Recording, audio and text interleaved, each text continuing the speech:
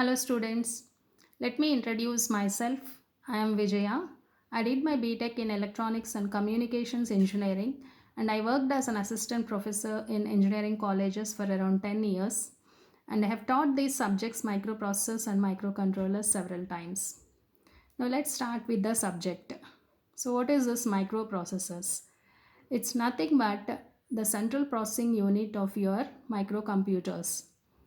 So you must be familiar with the computers. The central processing unit of your computer is nothing but the microprocessors. Okay, so a microprocessor is a programmable electronic device which accepts data, then processes this data, like it performs various arithmetic and logical operations or data operations which are prescribed by you, whatever you want it to do. Okay, operations you want it to do. uh, it does the processing at a very higher speeds and gives us the results.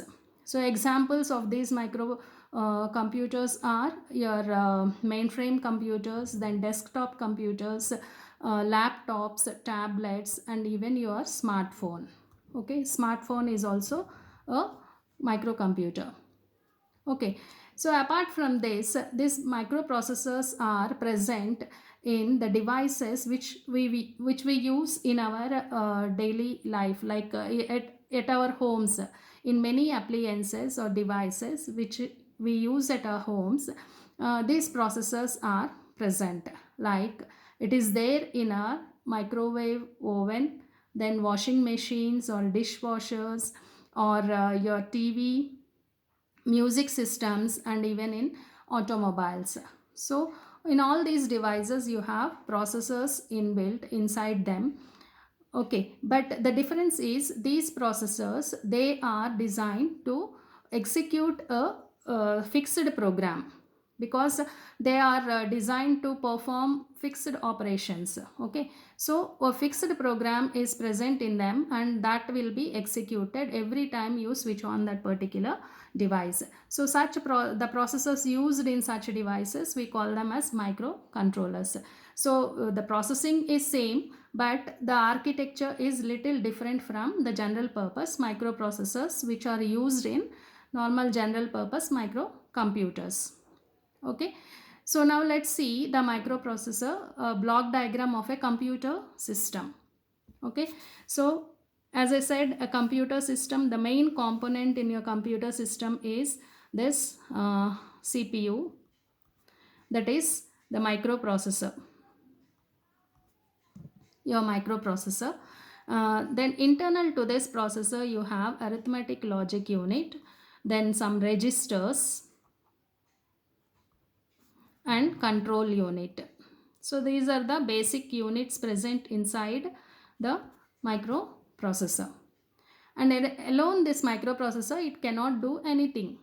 Okay, so you require minimum components which are to be connected with the microprocessor for it to perform operations. So the devices which are required are the memory, because this is where the program or the data is stored. The program which you give for execution to processor, it is accessed from memory. First you need to store the program in memory. From there it accesses and performs the executes that program. And to give to input the program, it requires at least one input device. Okay, then to display the results, it requires one output device. So what are the examples of your input devices? It is a keyboard or a hexadecimal keyboard or mouse, even your camera. So all these come under input devices. Then output devices, a printer or your output screen. Okay, or 7 segment display. All these come under output devices. Okay, so memory here referred to is the primary memory. So part of a memory will be RAM and some amount of ROM will be present as primary memory, which is accessed by the processor. So these are the minimum required components in a computer system. and these are interconnected with the help of a set of connectors, or we call them as bus. Okay, set of connectors. So here for simplification I am using representing them with a single line. It represents 16-bit or 20-bit depending on the processor. Okay, which processor you are using, it depends on that. Okay, so this like to address these particular devices, so it requires a address bus. This is the address bus. So to address these devices, so if it needs to communicate with the memory, then it has to place the address of that particular memory device or location, and then it can communicate with the memory. Or if it wants to communicate with input device, input device address it has to place on the address bus to contact this input device. Okay, then data bus. So this is for the data transfers.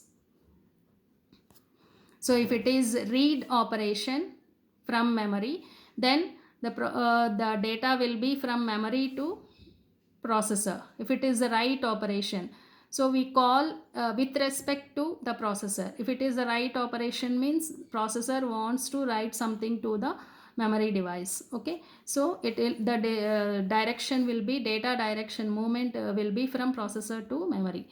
Then input device, it always gives input to the data bus. Then output device, it takes the output, it gets the data from the processor. Okay, so this is the data bus. Then one more bus is there, that is the control bus, which is the set of control signals which the processor gives to these particular devices.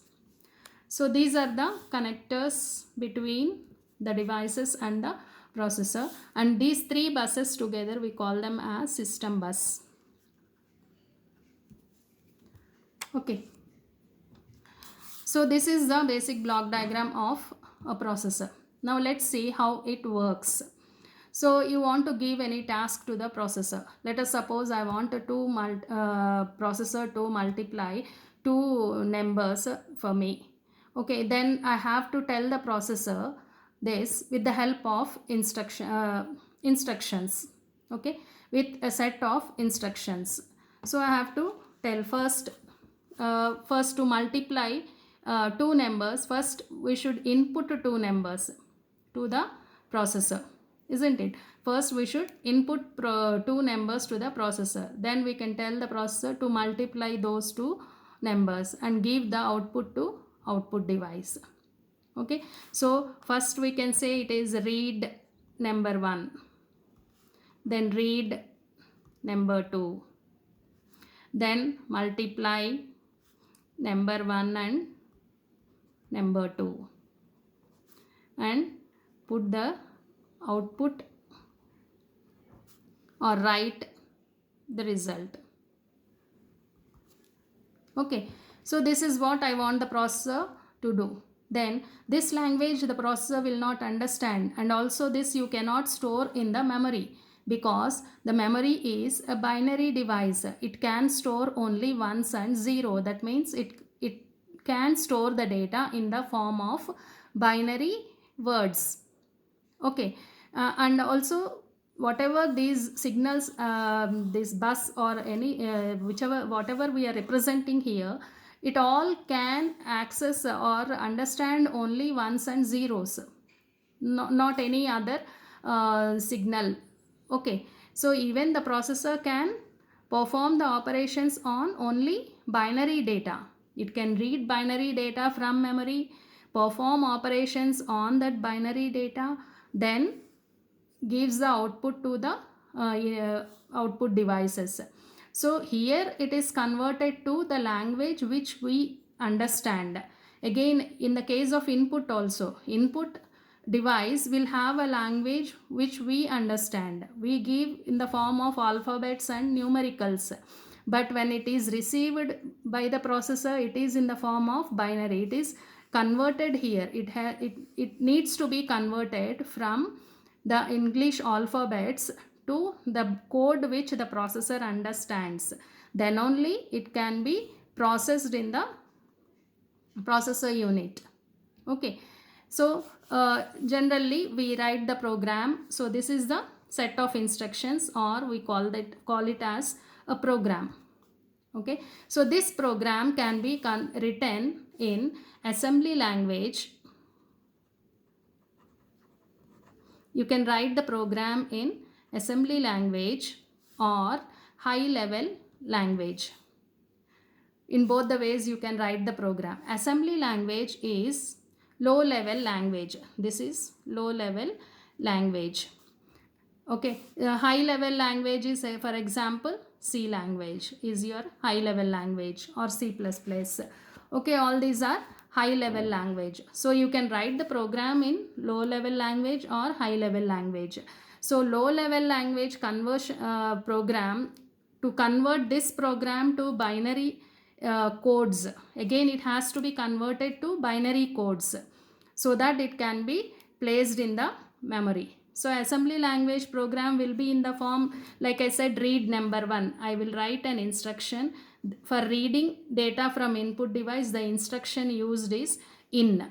So in, and I take the data from where it has to take the data. That address I have to specify here, port 1.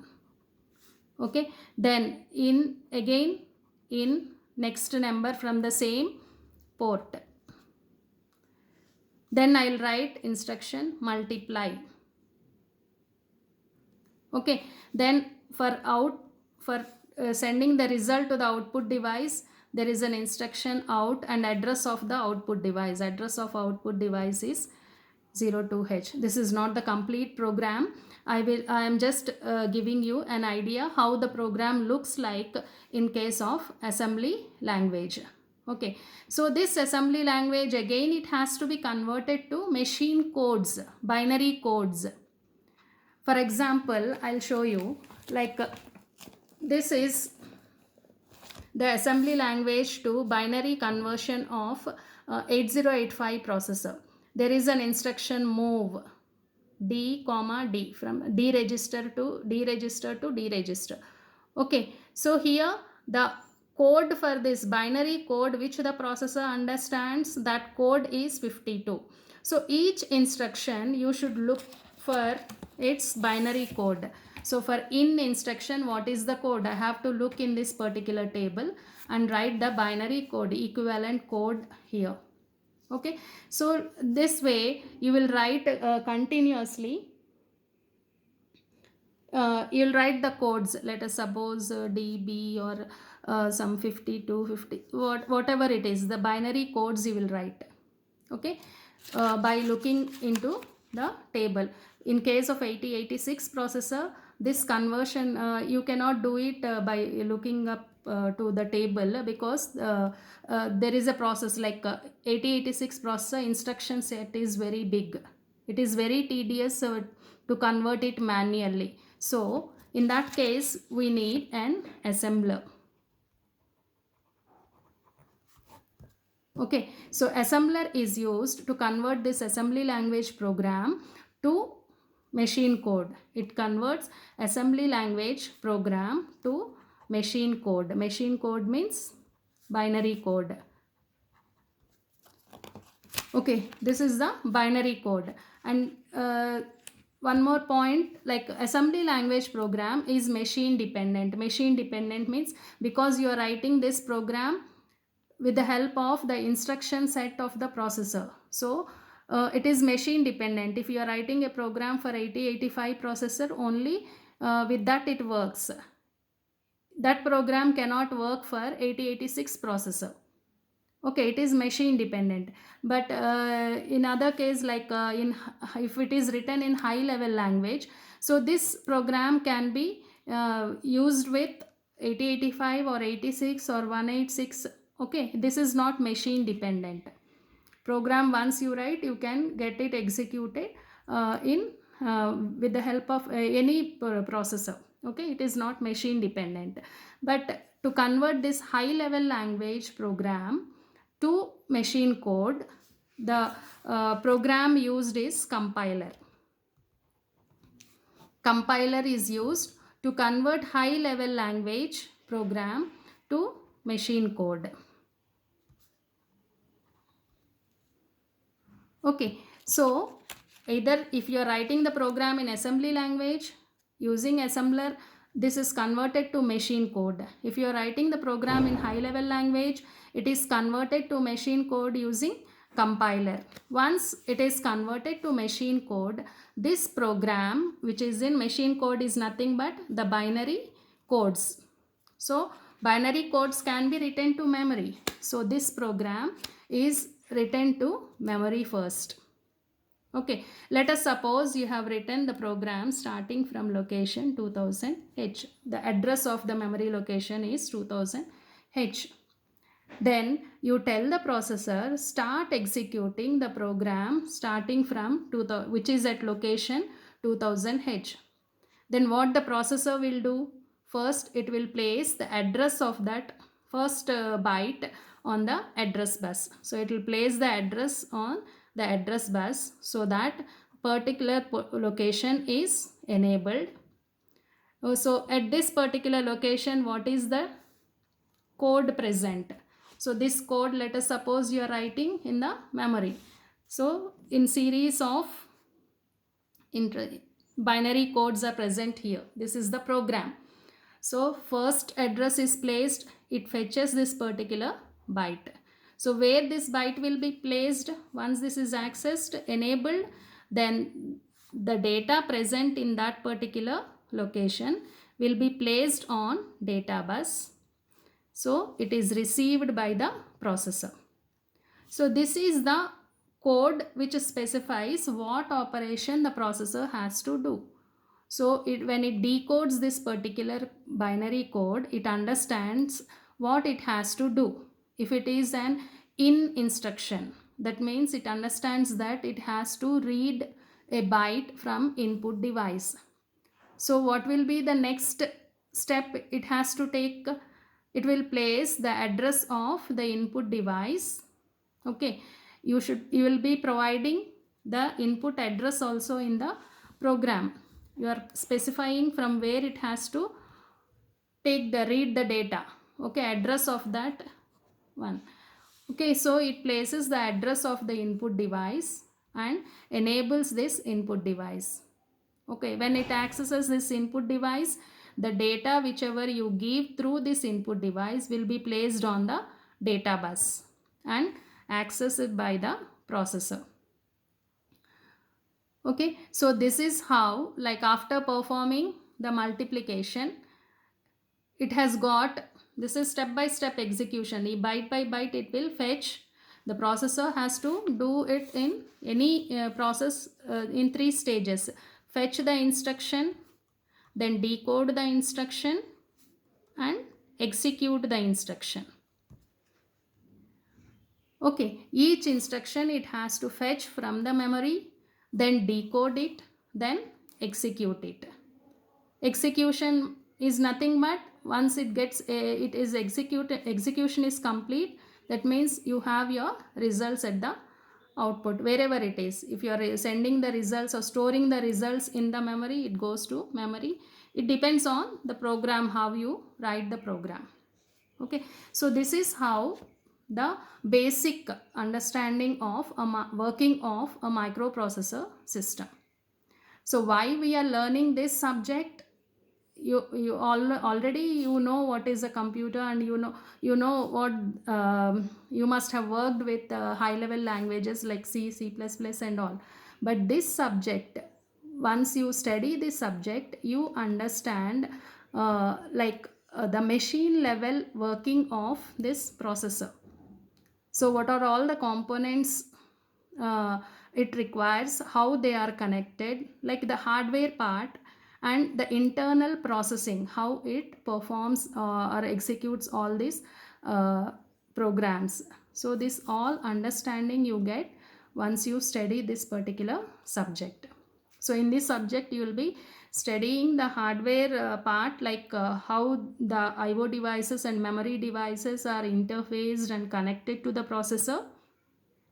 What are all the pins that are available with the processor? what are the internal registers that are present in the processor, so that you can write and know the instruction set of that particular processor. Then you can write the assembly language programs using that instruction set. Okay, so this all you learn in the microprocessor subject, like now which I am going to discuss in the coming videos is about 8086 microprocessor, because this is the basic processor. This is the earliest processor of Intel, which is very popular. Even the architecture of 86 is the process which are present now, like latest processors, they follow similar type of architecture of 8086. So this is the basic processor. If you understand this, you can relate the this with that of the latest processors or so.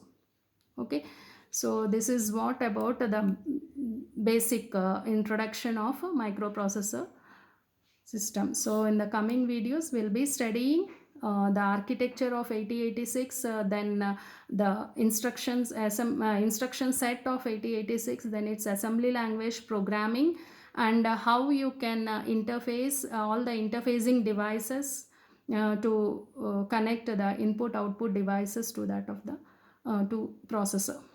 Okay,